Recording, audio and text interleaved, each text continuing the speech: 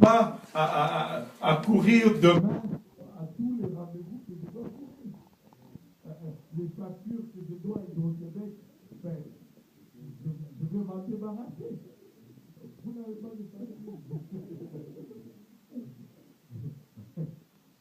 Tu commences à contempler ce que tu dis, et des fois tu commences à ralentir maintenant avec lui.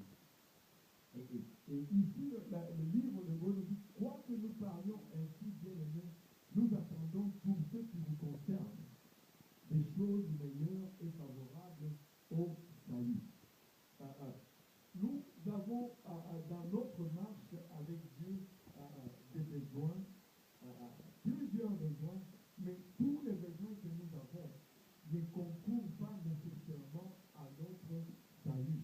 Et Paul est en train, on ne sait pas, on dit probablement c'est Paul, mais l'écrivain d'Hébreux est en train d'adresser à ces groupes qui avaient commencé, qui étaient un groupe de juifs.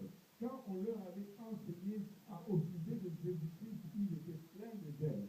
Mais dans leur marche, dans leur fuite, ils ont commencé à réaliser que bon, ce n'était plus pareil. Plus le temps passait, plus les problèmes étaient, et ils commençaient à avoir une tendance à ralentir et à retourner à ce qu'ils avaient auparavant. Et ici, l'écrivain d'Hébreux vient leur rappeler qu'il n'attend pour eux qu'une seule chose, en ce qui les concerne, des choses qui sont meilleures et favorables pour leur salut. Nous avons besoin, nous avons plusieurs besoins. Nous avons plusieurs même désirs. Mais les seuls désirs qui comptent et les seuls désirs qui vont être importants, c'est ceux qui concourent à notre salut. Il dit car Dieu n'est pas injuste. Et des fois, on est engagé dans l'œuvre de Dieu. Des fois, on investit dans le travail de Dieu. On investit temps, on investit finance, on investit tout à notre être. Mais des fois, les résultats ne sont pas toujours là. Et ces groupes d'Hébreux commençaient à se demander, mais avons-nous fait tout ceci pour rien? Et l'écrivain leur rappelle ici, car Dieu n'est pas injuste pour oublier votre travail. Dieu n'oublie pas votre travail. Dieu n'est pas en train d'oublier ce que vous êtes en train de faire pour lui et l'amour que vous avez l'amour que vous avez montré pour son nom. Vous avez été zélé pour son nom. Vous êtes investi dans l'œuvre de Dieu. Vous avez dépensé toute votre énergie pour l'œuvre de Dieu. Mais laissez-moi vous rappeler aujourd'hui que Dieu n'a pas oublié votre travail.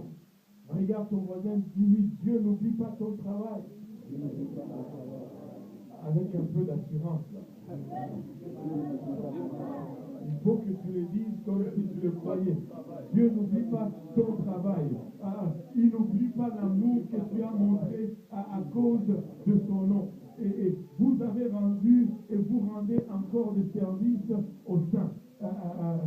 Vous dépensez à faire ceci et cela pour les frères. Dieu n'est pas ignorant de ce que vous êtes en train de faire. Nous désirons que chacun de vous montre le même zèle pour conserver jusqu'à la fin une pleine espérance. Il dit, malgré que ça fait longtemps, malgré peut-être que vous n'avez pas encore les résultats que vous attendiez ou que vous espériez, gardez le même zèle. Gardez le même zèle. Garde le même zèle. Garde le même zèle. Ne faiblis pas, ne te décourage pas, garde le même zèle parce que c'est cela qui va permettre que tu conserves une pleine espérance. Parce que le jour que tu perds ton espérance, tu perds aussi toutes choses. Si nous travaillons, c'est parce que nous avons l'espoir. Sans l'espoir, on arrête de faire tout ce que on fait. Si vous vous êtes levé aujourd'hui, c'est parce que dans votre subconscience, même dans votre conscience, vous pensez que demain va être un jour meilleur qu'aujourd'hui. Oui. Enfin, qui l'espère? J'espère que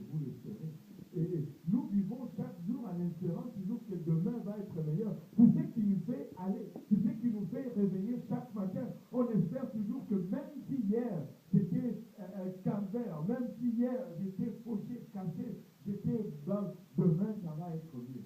Demain ça va être mieux. On a toujours cette espérance.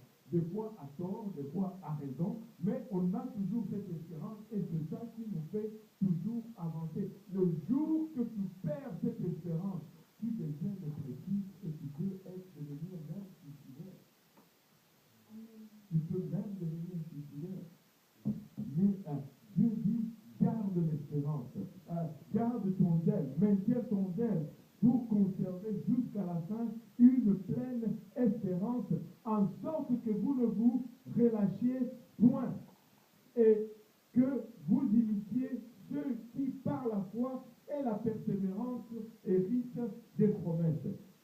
Il y a des exemples qui sont établis parmi nous, des exemples de foi et de persévérance qui ont obtenu leurs promesses. Mais il y a aussi dans la Bible des gens d'exemples de foi et de persévérance. À cause de leur foi et à cause de leur persévérance, ils ont dû hériter de leurs promesses. Où suis-je dans ma marche avec Dieu? T'es-tu déjà demandé où suis-je dans ma marche avec Dieu? Et laissez-moi vous dire une chose. Ne vous comparez pas entre vous. Ne te compare pas avec ton frère ni avec ta sœur. Compare-toi avec toi-même. Et la référence, c'est Jésus-Christ.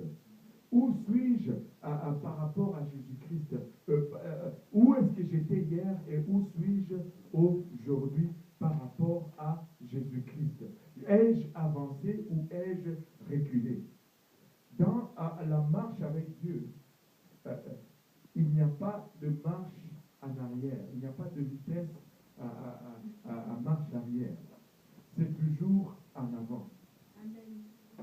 C'est toujours en avant. Peu importe les circonstances, peu importe les situations, il faut que tu avances toujours en avant. Et il faut qu'il y ait du mouvement, même si c'est peu. Il faut qu'il y ait du mouvement. Et de fois, tu dois prendre ta jambe avec tes mains pour la mettre en avant et reprendre l'autre jambe, la mettre en avant de l'autre. Mais il faut que j'avance.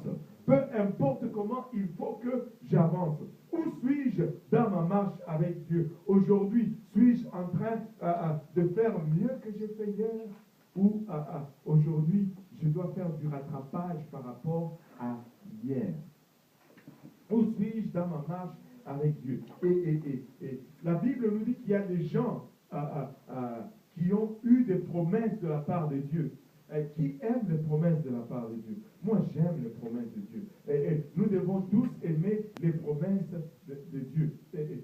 Il y a des gens qui ont eu des promesses de la part de Dieu, mais qui les ont obtenues parce qu'ils ont eu, premièrement, la foi et parce qu'ils ont persévéré dans cette foi.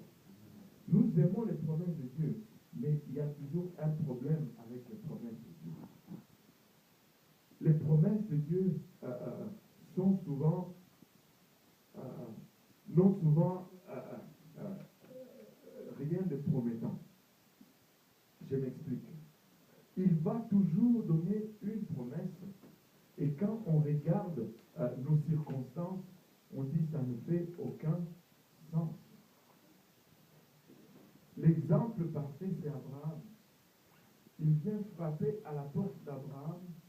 Le mec avait déjà 75 ans, sa femme 65, et il lui dit, oh, Abraham, lève-toi, quitte ton pays et va dans un autre pays. Où ça, Seigneur? Ben, je vais te le dire en cours de route. J'ai 75 ans pour l'amour de Dieu. Je suis déjà 10 ans dans la retraite. Tu viens me dire aujourd'hui de quitter ma place de confort et d'aller quelque part que tu vas me dire en cours de route. Et aussi en passant, Abraham, bon, tu vas avoir plusieurs descendances. Mais tu te ris de moi, Seigneur. J'ai déjà 75 ans. Ma femme a déjà 65 ans. ne fait aucun sens. Il n'y a rien de promettant dans cette promesse. Certains d'entre vous, même là aujourd'hui, si Dieu te disait tu allais avoir un enfant, tu vas rire parce que tu n'as même pas, tu n'as même pas 50 ans, mais si Dieu te dit tu vas avoir un enfant, tu vas dire, hey, qui est moi? Moi? Moi? Rien de promettant, rien qui indique vraiment que cela va arriver. Rien qui... Il va voir une vierge et lui dit, ben, tu vas avoir un bébé. Wow! Comment ça?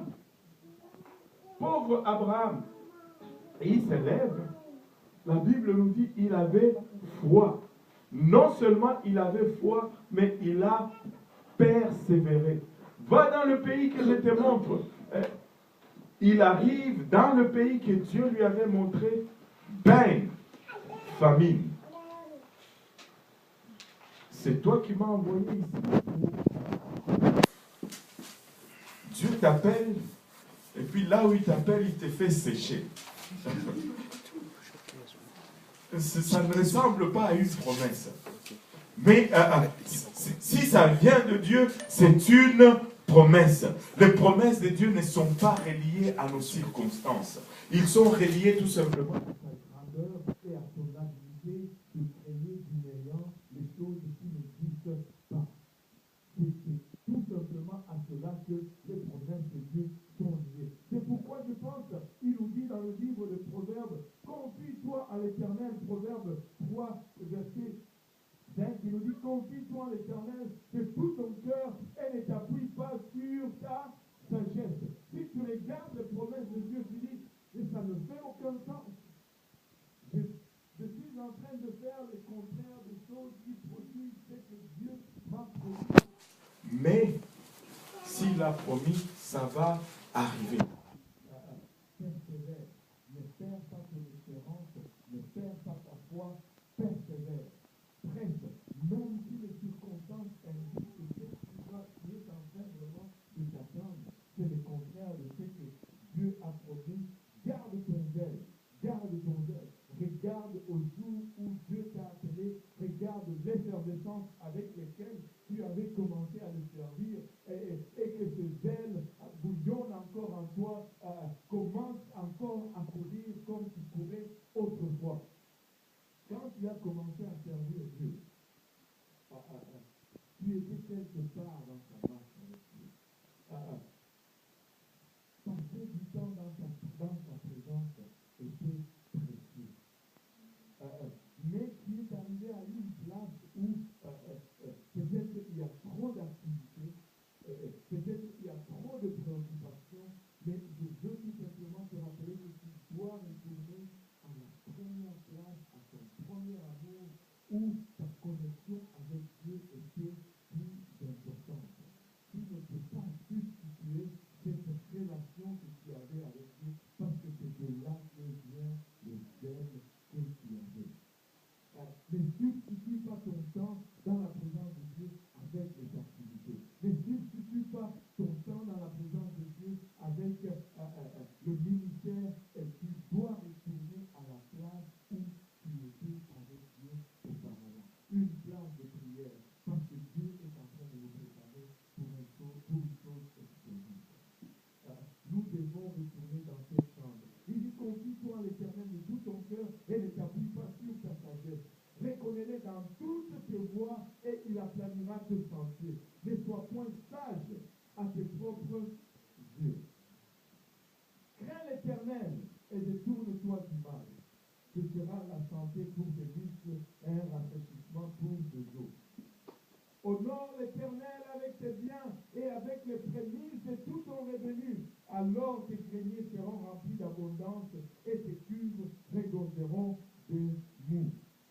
Et j'étais en train de lire le livre de Proverbes 3 et je n'arrivais tout simplement pas à arrêter quelque part parce que c'était tellement riche en enseignement, tellement riche en principe et qu'on pourrait l'appliquer à presque à toute situation situation que nous sommes en train de traverser ici. Regardez avec moi, mon fils, ne méprise pas la correction de l'Éternel. Et n'était près point de ses châtiments, car l'Éternel châtie celui qui l'aime, comme un père l'enfant qu'il chérit. Heureux l'homme qui a trouvé la sagesse et l'homme qui possède l'intelligence, car le gain qu'elle procure est préférable à celui de l'argent. Je ne pouvais tout simplement pas m'arrêter. Et les profits qu'on en tire vaut mieux que l'or. Wow. Et elle est plus précieuse que le perle. Elle a plus de valeur que tous les objets de prix. Dans sa droite est une longue vie, dans sa gauche la richesse et la gloire. Ses voies sont des voies agréables et tous ses sentiers sont paisibles. Elle est un arbre de vie pour ceux qui la saisissent et ceux qui la possèdent sont heureux. C'est par la sagesse que l'Éternel. Et tu peux aller et aller et aller et aller et aller. Mais de quoi quand nous sommes pressés par les circonstances de la vie, quand nous sommes